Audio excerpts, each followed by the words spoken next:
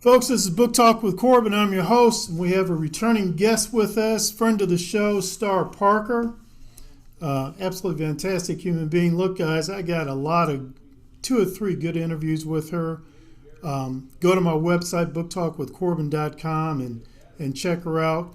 But I was really excited about getting to interview her as soon as possible because we have the great honor and blessing that she's going to be here in Louisville, Kentucky, November 12th at a fundraiser for Sisters for Life. And I just can't tell you how excited I am about that. So I'm going to get this podcast interview out to as many people as possible because I want us to have a packed house when we're down there at the Marriott listening to Sister Star Parker bring us a good message. Sis, thank you for coming on. You are always welcome. I am not only excited to be on your show on a regular basis, but to come back to Louisville. My heart is smiling. I've been a Sister for Life for years. Angela Mentor is a very dear friend, and I love Louisville. I love Kentucky. So to come back and after COVID locked us all down, it's going to be wonderful to see some smiling faces and get some laughs and focus on a very, very important issue. Yeah, Sister Mentor, she's well loved and respected, not just in Louisville, but all throughout the Commonwealth of Kentucky. And I myself have a very interesting personal connection with her. Her father and my father they were close friends. Okay. Yeah, and how wonderful. They did a lot of, they're real good close friends. So it's activism. Yeah, they're very active. There's been concern about what happens to the least of these and the little lost sheep for a long time.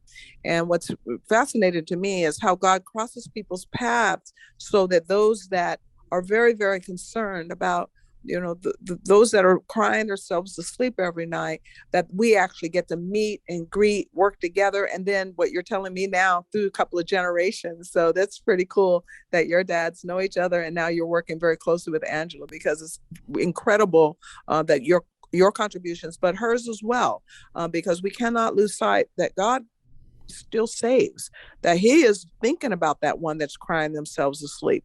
And so when we think about abortion and how damaging it has been to our society, to families, to men, to women, and to the babies, it's wonderful that people from all different political walks, all different racial walks, all different even religious walks have finally come to grips with what we've been doing in our country to say, this might be legal, but it shouldn't be, because it's unlawful in the eyes of God.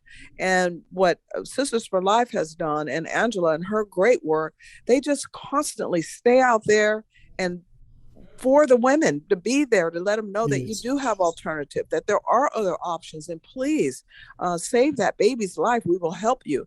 And when I get her emails of how many they've saved that day, it seems that every time that they send that they saved another one, it's a day that I really needed to hear from the Lord, because what he has saved me from. And I'll tell my full story that evening about how lost I was. People look at now these long bio things and say, wow, this is incredible. But I was a very lost soul before God got a hold of my life to then start me down this path that then others appreciate by giving me honor and station.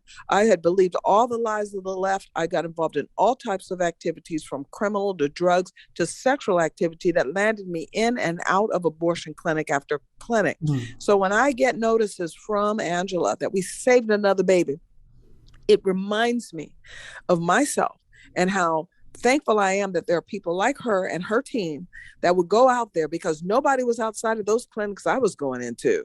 Because had they been, maybe I wouldn't have gone through so much before finally God found me in that little dark hole living on welfare. Now, is he able to even use that? Are there second chances in the Lord? Of course there are. But if we can get him before, remember that song from the Winans? It's good to know he'll be there whenever I fall, but it's better to know I don't have to fall at all. And so that's what they're out there saying. You don't have to fall. We will help you. Believe us. We will help you. And they do. And I'm excited about coming to Louisville to celebrate life with Angela and the Sisters for Life. You know, sis, when you're talking there about how she's on the front lines, you know, saying to mothers, and really to fathers too, there are alternatives. You don't have to do this. I'll never forget that one time I was in one of her earlier fundraisers, and a couple was there, and they actually showed us the child that they was about to abort, but obviously did not abort, and that changed me. To be perfectly honest with you, that changed me. Mm-hmm. You saw it. Yes. You saw it. You Yeah. saw him. We know it's life because it's in there. But when you're actually looking at the life that would have gone into that clinic, but just because they were there, didn't. And now you're looking in their eyes, you're seeing that smile. Oh, yeah, it's a different story. It's a different place. And that, yeah, I can see why that would change you. Like, whoa, what a reality. And that reality needs to be seen over and over, especially over this next year, as the Supreme Court of the land considers if Roe v. Wade was a good idea for us. Okay, during the time of the 70s, hey, might have been able to make the excuse that, you know, scientifically we are not sure, but you can't do that now. We have ultrasound. We know what we're doing. We know, and we as a nation need to come to grips with it. But the reason that Sisters for Life is so important is because they not just work with saving the baby, they work with them as they mature, as they learn new principles to keep their lives pure and honest and virtuous before the Lord. So it's a long term. And the reason that I'm so excited about coming out there is because that work is going to be even needed more as we end abortion being legalized in our country. I was just on a prayer call last night with the Susan B. Anthony, because they're leading up to this court decision every Monday for 15 minutes, just prayer, prayer, prayer. Well, on that call, I want to remind them that we need more pregnancy care centers. We need more maternity homes. We need more people going into these zip codes to where people's lives are really lost. They're lost because of a whole lot of misinformation that has been crammed down their throats, that they don't have the tools to succeed, that they don't have the ability to self-govern, and they believe those lies. When you're in despair and that's the only side of the story you're hearing, you can believe it. And the next thing you know, you internalize it and you're living a very reckless life. So we have to be there. That is the great work of the body of Christ. And that's why I just love what they've done to dedicate their lives to this great work that I don't do, get out there and stand out there every single Saturday to try to convince people to not kill what God calls his reward. So the fact that I can do this work vicariously through them because they're out there doing it, and we can just support them financially to do that great work, we get part of the reward. And I'm telling you, it's nothing more rewarding than what you just said, to see that live child sitting right there from a couple that was determined to go in. And because our Sisters for Life were out there, I've been out there with them.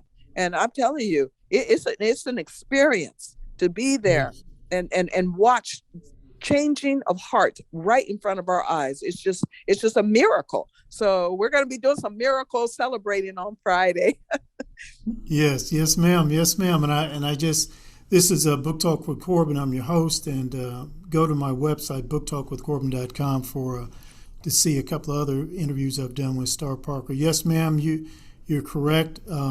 It's going to be a wonderful time. Good food, good fellowship, and of course, just to hear from you to encourage us and keep on doing what we got to do. At my church, they have a missions department, and they often say to the members, if you cannot go, send. And so that's what we're doing right now. That's what that's what they do. That's what we're doing here. The time, the talent, the treasure. Some have a little bit of each. Some have the treasure for others to spend the time, and then those that have the talent to come and encourage and to just support that way. That's how it all comes together, the threefold that can't be broken. So I just appreciate you promoting it, and I'm hoping that just based on some hearing that I'll see them on Friday. And if you do come because you heard me on this show, please come up and say hello to me. I would just love to take my picture with you and say thank you for listening to Corbin and for coming out to support Angela and the Sisters for Life. Sister, let me ask you just one last question here before we close. Are you going to have some of your books available?